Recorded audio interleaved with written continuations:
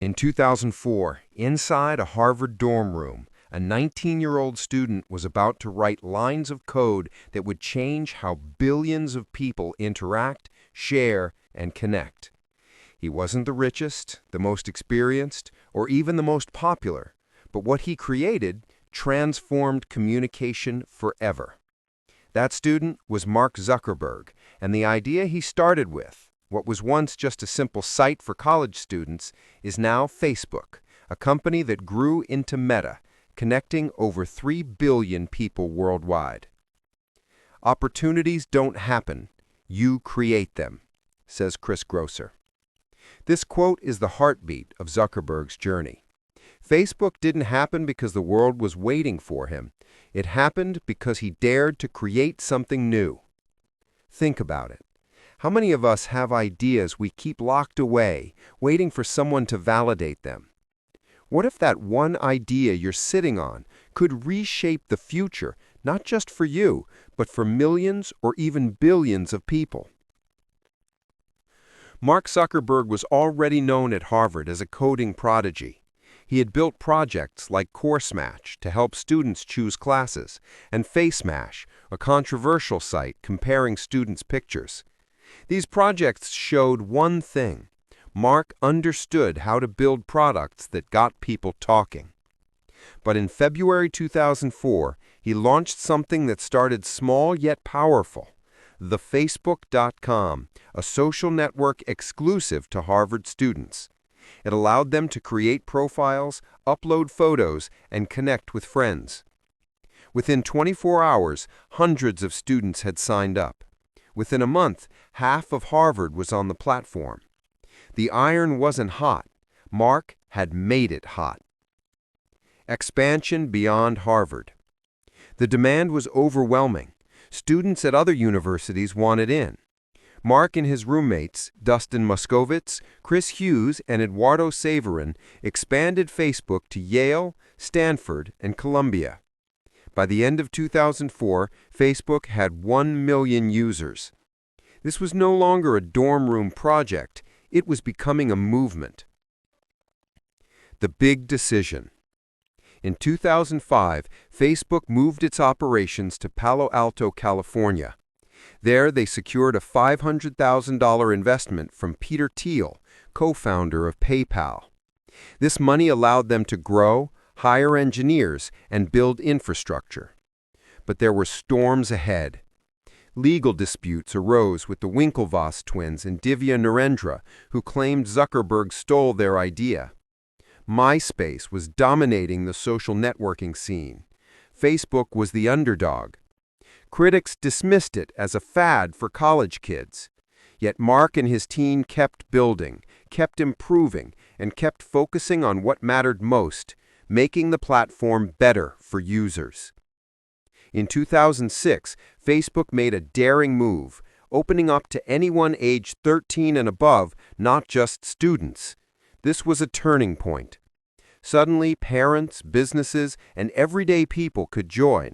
It wasn't just a tool for students anymore. It was becoming a global community.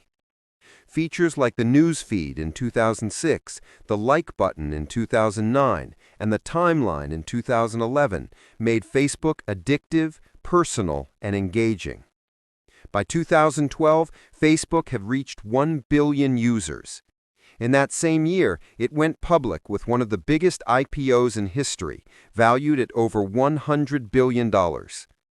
Mark knew that to stay relevant, Facebook had to expand beyond just one platform, so he made bold acquisitions.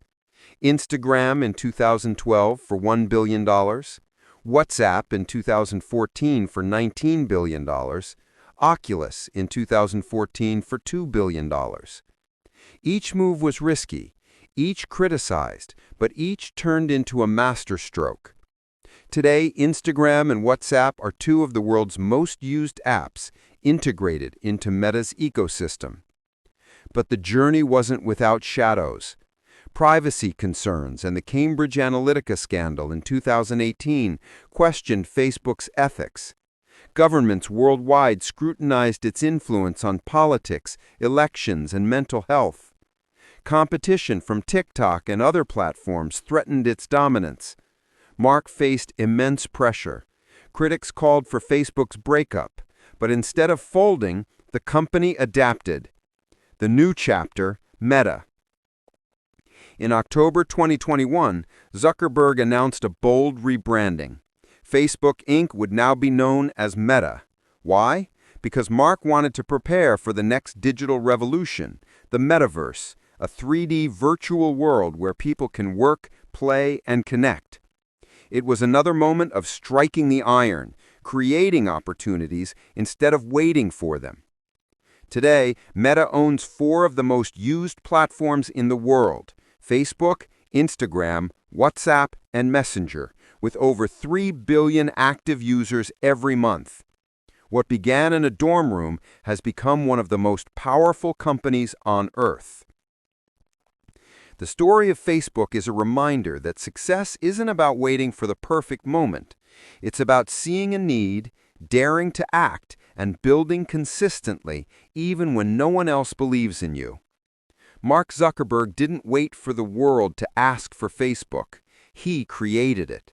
And he kept creating, improving, adapting, expanding, until it became essential to billions of lives. Here's the reminder for you. Your idea can change the world. Don't underestimate it. Don't bury it. Don't wait for permission. The app, the book, the project, the business, the invention. It could start small, but if nurtured, it can grow beyond what you ever imagined. Let's recap. Facebook began as a simple idea in a Harvard dorm room. It faced criticism, lawsuits, and competition, but grew through persistence. It expanded beyond universities, revolutionized global communication, and acquired giants like Instagram and WhatsApp. Despite setbacks, it continues to reinvent itself, now aiming at the metaverse. And the lesson is clear. Ideas can change the world when acted upon. So don't wait for your idea. Don't hold back. Create, build, keep going. The next world-changing story could begin with you. Thank you for joining me today. If you found this message inspiring, consider following or subscribing for more uplifting content. Together, let's celebrate the journey of growth, one small step at a time.